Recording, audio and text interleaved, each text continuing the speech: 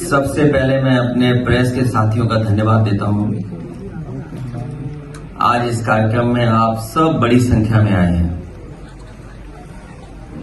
विजय बहादुर पूर्व में रहे जिला पंचायत अध्यक्ष, मैं इनको आज समाजवादी पार्टी में शामिल कर करके और साथ ही साथ इनके साथी सहयोगी आए हैं, मैं उन सभी साथियों का बहुत बहुत धन्यवाद और आभार प्रकट करना चाहता हूं। हाल ही में जो संविधान बचाने के लिए जो आह्वान किया था, पीडीए की लड़ाई को और मजबूत करने के लिए लगातार इन्होंने और इनके साथियों ने हमें जमीन पर मदद करने का काम किया है। जो इनका संघर्ष रहा, इनका सहयोग रहा, उसका परिणाम ये हुआ है कि मोहनलालगंज लोकसभा आपकी पार्टी बहुत ऐतिहासिक वोटों से जीत करके गई।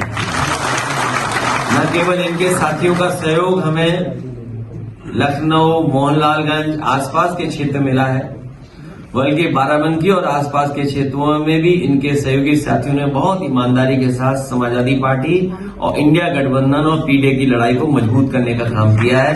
मैं इन सभी साथियों का बहुत बहुत धन्यवाद देता हूं।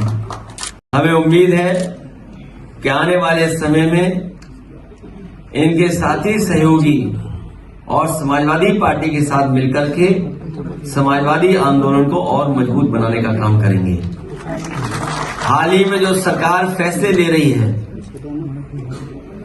ये सरकार जो आपस में लड़ रही है, इनके फैसले भी जल्दीबाजी के हैं। जहां शिक्षकों को परेशान करने के लिए जो सरकार ने फैसला लिया कि ऑनलाइन डिजिटल अटेंडेंस ली जाएगी, समाजवादी पार्टी ने उसका विरोध भी किया। और आपके माध्यम से मैं कहना चाहता हूं, ये फैसला स्थगित नहीं होना है। स्थगित का मतलब यह है कि कभी भी सरकार इसको लागू कर सकती है। तो ये फैसला निरस्त हो, तभी हमारे शिक्षकों की असली मदद होगी। वहीं ये जहां कमजोर पड़े हैं, लखनऊ में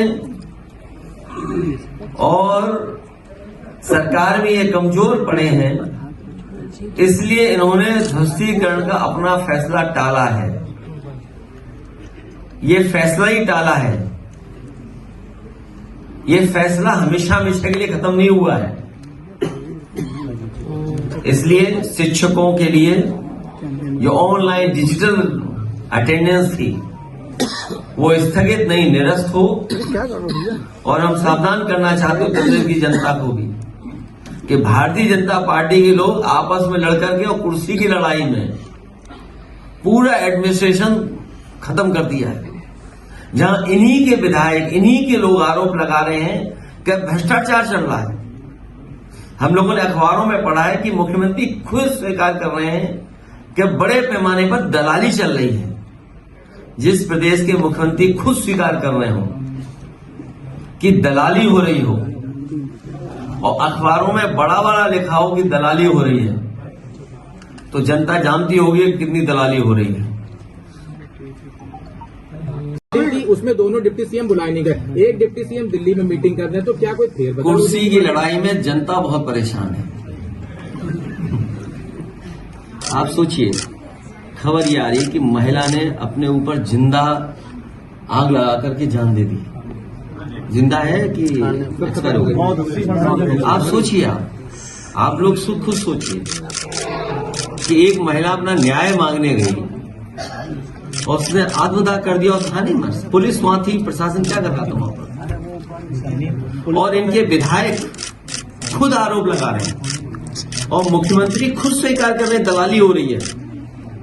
तो सवाल ये, जनता ये भी तो सुनना चाहेगी या जानना चाहेगी कि अगर मुख्यमंत्री महसूस कर रहे हैं कि दलाली हो रही है, तो जो दलाली कर रहे हैं उन पर कार्रवाई क्या करना है?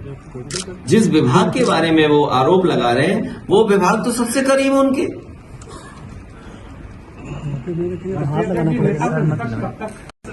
ये आपका असर तो हुआ होगा, लेकिन असली असर हुआ है जो सरकार कमजोर हुई। एक और सरकार घबरा गई कहीं ये जो संघर्ष है कहीं बढ़ न जाए।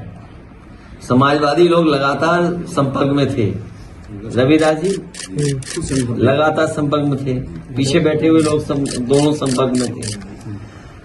और आप तो हीरो निकले ही मुझे सुनने में आ रहा है, लेकिन उन्हें ये नहीं पता होगा कि आज तक को पैकेज कितना मिलता है। तो इसलिए ये सरकार कमजोर हो गई, इसलिए फैसला टाल दिया। क्या जो पहले जिन लोगों का घर उजाड़ा था, ये सरकार मजबूत होती तो इनका भी उजाड़ देती घर। तो किसने फैसला लिया था घरों को हटाने का? कौन लोग थे? क्या मुख्यमंत्री खुद थे? तो अब तो मुख्यमंत्री कहते हैं कि हम नहीं थे, अधिकारी थे। सरकार खुद फैसला ले रही थी, और फिर उस सरकार से क्या उम्मीद करोगे जिस सरकार ने सबसे देश का सबसे अच्छा रिवर फ्रंट खराब किया हो। जो गोमती रिवर फ्रंट है वो देश का सबसे अच्छा रिवर फ्रंट होता है, तो उनसे कोई उम्मीद करोगे कि नाले पर रिवर फ्रंट बना रहे हैं? रिवर फ्रंट बनता है रिवर पर, नाले पर नहीं बनता है। आप मुझे ये बताओ, उस नाले का पानी साफ करने का क्या इंतजाम है सरकार का? जो नाले में पानी आ रहा है, डोमेस्टिक वेस्ट है या अन्य वेस्ट जो आ रहा है उसके अंदर, तो वेस्ट को कैसे रोकते ये लोग? क्या प्लान था इनका? इनके पास कोई प्लान नहीं था, केवल गरीबों को उजाड़ना चाहते थे ये लोग। और हो सकता है कि कुछ बिल्डरों से मिल रहे हों ये लोग, क्योंकि इधर सब बिल्डर उन्हीं की तरफ चले गए।